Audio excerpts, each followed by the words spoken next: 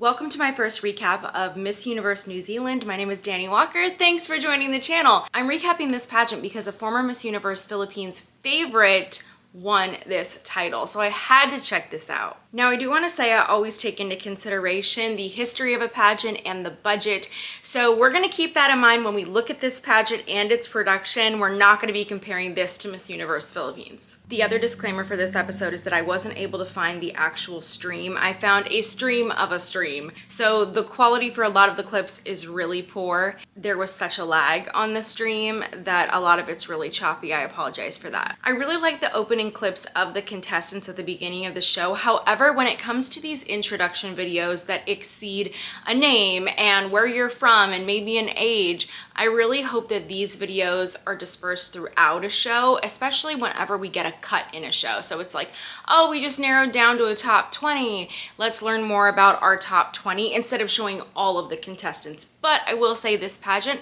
had about 15, 16 contestants, so I could understand why they would play all the videos at the beginning of the show. I just wish they hadn't have done that in place of an opening number dance.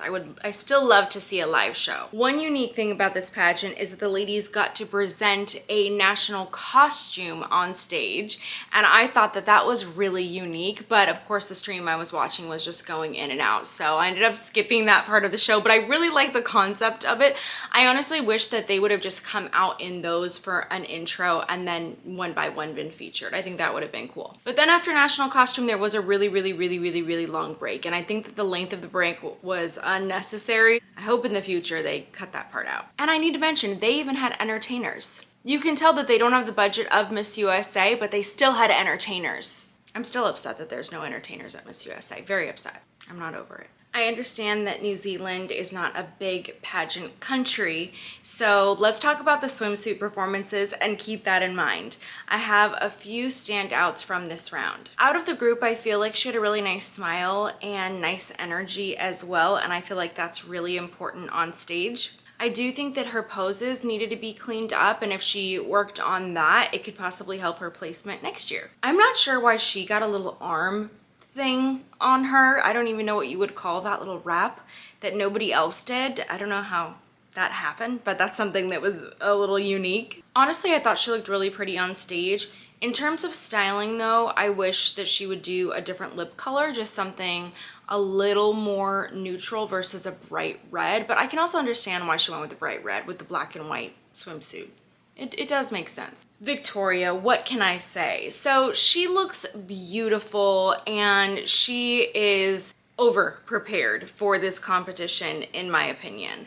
And I feel like that's why she didn't need to do anything over the top for this. We're not seeing a performance from her like we've seen at Miss Universe Philippines comparatively. So if you were watching this competition for the first time, you probably wouldn't notice anything out of the norm or anything very different from the other contestants. Her routine was good and it was simple and it was really safe. And I feel like that was a really smart strategy because when you have this much preparation behind you, you don't need to overdo it for a competition, because sometimes if you overdo it, you end up standing out in the wrong way and then you sometimes narrowly miss a title, and that does happen. So I'm glad that she actually kept things really conservative and very safe for this, but this is not what I think you should expect from her at Miss Universe. She is going to crank it up several notches for the swimsuit competition. She looks like she put some work into prep for swimsuit. I can see that there. She did miss her pose on one side of the stage, and that was something about this competition. Since there were less contestants, I do feel like they spent a lot of time on stage, and normally I'm like, yes, bring out the contestants, we want to see them. But I do feel like there is that fine line.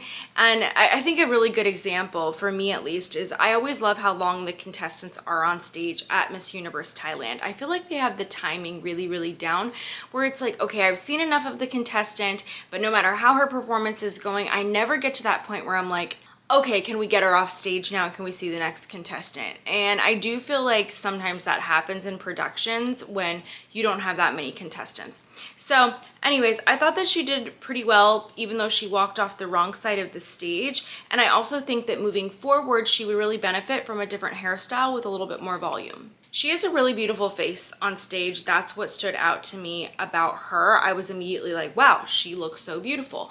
I would say, however, to do a different hairstyle for Swimsuit moving forward if she decides to recompete. And of course, just more work on the walk and the poses. I feel like overall the contestants in New Zealand can really benefit from that, and it'll help them be better prepared for Miss Universe in the future. So personally, I really felt like it goes without being said. In my head, Victoria won that round very, very easily. She sailed right through. She immediately caught my attention in this red evening gown. I thought this was beautiful. I thought it was a great choice for the competition. It's very on trend with those side pieces on the arms. I will say she has really, really beautiful full hair, but sometimes, ladies, when you have really full hair and you do have a lot of natural volume, you need to get that hair thinned out so that you can have the matching volume on top. Because I have noticed when contestants have a lot of natural volume that it weighs down the roots, and then we just have a lot of hair at the bottom, and it looks really disproportionate on stage. So that would be my styling tip if that is something that affects you. But overall, I would say she was really beautiful on stage. And once again, I was thinking, can we speed up the walks a little bit? Evening gown was especially long. I do feel like she picked up the pace a little bit, which I was really grateful for. And also when I saw this walk, I was like, really, this isn't bad. With some more walking practice, she could really show some great improvement. But I do feel overall for this competition, my big note for everybody would just be styling. Just work on improving that styling, and I think that would really enhance all of their performances and their readiness for Miss Universe. We have another red gown here that's really beautiful. My overall note for her though was just a little bit more posture. Honestly, this gold gown I thought looked really great on her. I do believe her gown score could improve just simply by smiling a little bit more. She looked really beautiful in this gown, and I loved the hairstyling for this as well. She really stood out here. I did notice that at times when she got nervous, she was struggling walking same arm, same leg, and I do see that from time to time.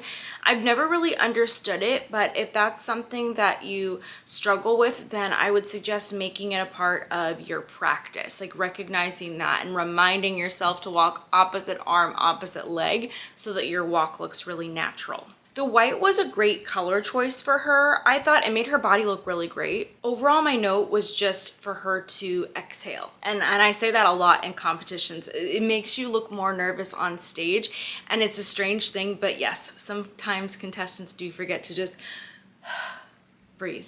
For gown, Victoria wore a very simple and classic red evening gown. It kind of reminds me of Jessica Rabbit a little bit. Up close, you could see that this gown had a lot of beautiful details, and I'm glad that she went with just something that looked beautiful on stage, complimented her, the fit was perfect, and something that wasn't overdone, because really you don't need something super over the top when you know you're competing in a country or at a local or at a state pageant or anything where it's not necessarily like a sash factor competition. I feel that that's really important, and I also think that a lot of us have to budget when it comes to competing and figuring out where we're going to spend our money, and I always think that it's really good to think ahead. So it's like, you know, if and when I win this competition, how much money am I gonna have left for that next evening gown? My guess though is that she's probably gonna get some help with sponsors for Miss Universe, but she looked really, really lovely here. And once again, we're seeing a very safe performance, but I think she is gonna really change this up for Miss Universe. She had a really nice entrance. I was like, okay, look at that opening pose. That made me very happy to see. I felt that the gown color was washing her out a little bit, but the camera gave her a nice little angle, and I feel like that kind of enhances the performance for her. So good for her, she did a good job. She looked beautiful in gold, and I will say that I thought the hair up was a really nice choice for this. My note was that I wish she would have put her arms down at some point. Number 14 looked really great in red. Red was so popular at this competition, and she just looked cute with the little cutouts on the side of her dress. At the time, I didn't know, like I said, if they were doing a top 5 or a 3 or what the path to the crown was, but I will say that I think in my head number 16 would have been in my hypothetical top 5 for this evening gown performance. So unfortunately, like I said, the stream cut out, but let's talk about Victoria's question and answer. They asked her, after a 5-year hiatus from the Miss Universe International stage, how would you promote New Zealand to help overcome barriers to acceptance and diversity? Let's listen into what she said. I genuinely believe we're already doing it through this pageant. You can see the diversity in these women. We've got a pregnant mother, we've got mothers that already have children, and we have multiple biracial women as well. In New Zealand, I believe that we have 3 key values. We have valor, which means we have the courage to face any challenge. We lean into our vulnerability, and we have the vision for our future. This represents a new era for New Zealand in pageantry, and although Kiwis might be a flightless bird, through valor, leaning into our vulnerability, and through our vision, our Kiwi people will soar. So this was a really solid answer, and the one thing I want to really point out here that I thought was brilliant, and I'm almost sad that she used it for nationals. She can use it again for Miss Universe, but this was just really good. So when she was describing the strengths of New Zealand, she said valor, vulnerability, and vision. So if you don't already know, her nickname is VVV. And so you know this was pre-prepared, but I thought it was brilliant. I thought it was just so fun, so fantastic. And I thought it was such a great game plan. It just solidified that win for her. I also like that she wrapped it all up talking about Kiwis being a flightless bird, but the people of New Zealand soaring. So that was a nice little touch. It's like a little present. She wrapped it up with a bow. Now, just in case you're unfamiliar or you don't remember, Victoria was second runner-up at Miss Universe Philippines in 2021. So she won the title of Miss Universe Philippines Charity. And then in 2024, this year, she just competed with Chelsea, the reigning Miss Universe Philippines, and she was in the top 10. The last time this pageant was held was in 2019, so this is a really exciting re-entrance into the pageant, but the last time that New Zealand placed was in 1992. So it's been a while, and I feel like if there's any contestant who's prepared, it's definitely Victoria. So I am very excited to see what she does at Miss Universe this year, and I would really suggest for you, because I think it's going to give you a very different perspective if you haven't already seen it. Go check out my episode for Miss Universe Philippines 2024. Check out prelims and check out finals, and you will really see what she brings to the stage, because I feel like it's so different from what we're seeing here in this recap. But I hope that you will enjoy that and tune into my other Miss Universe recaps for this season. Stay tuned for lots of updates, and please let me know, what episode would you like to see next on the channel? I really appreciate all of your input, and let's just remember to be kind to one another in those comments. Thanks, friends. I'll see you really soon.